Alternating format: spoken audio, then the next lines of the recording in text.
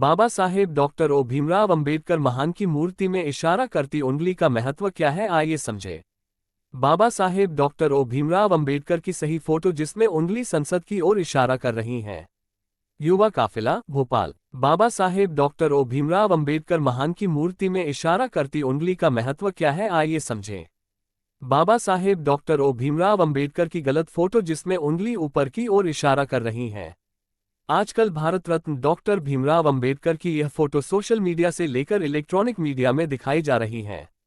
आखिर इसी फोटो का उपयोग प्रचार प्रसार में क्यों किया जा रहा है, तो आइए जानते हैं इसे एक कहानी के माध्यम से। एक बार एक लड़का अपने पिता के साथ डॉक्टर भीमराव अंबेडकर जयंती की भव्य रैली में गया। वापस घर आने पर अपने पापा से प्रश्न पूछने लगा। लड़का: पिताजी, बाबा साहेब हमेशा सूट बूट में ही क्यों रहते थे?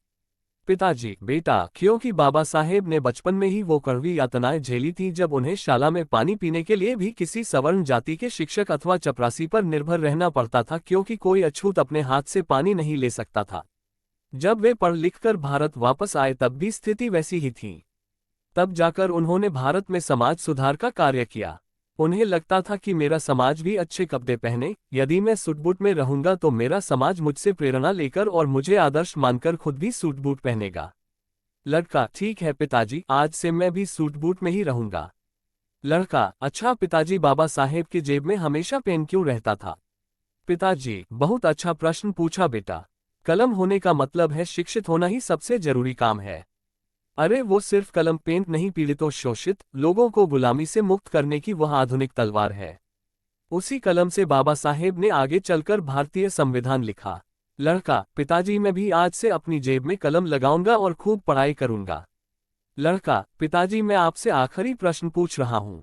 प्रश्न: क्या बाबा साहेब ने उंगली कहाँ दिखाए और उनके हाथ में कौन सी किताब है? पिताजी: बहुत अच्छा बेटा, बहुत सटीक और तर्कपूर्ण प्रश्न पूछा है आपने। बेटा, उनके हाथ में जो किताब है उसका नाम है भारतीय संविधान है।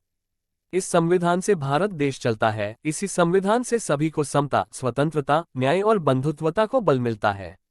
आजकल भारत रत्न डॉक्टर भीमराव अंबेडकर की यह फोटो सोशल मीडिया से लेकर इलेक्ट्रॉनिक मीडिया और प्रिंट मीडिया में दिखाई जा रही है। आखिर इसी फोटो का उपयोग प्रचार प्रसार में क्यों किया जा रहा है? क्योंकि इस फोटो में बाबा साहेब की उंगली ऊपर है।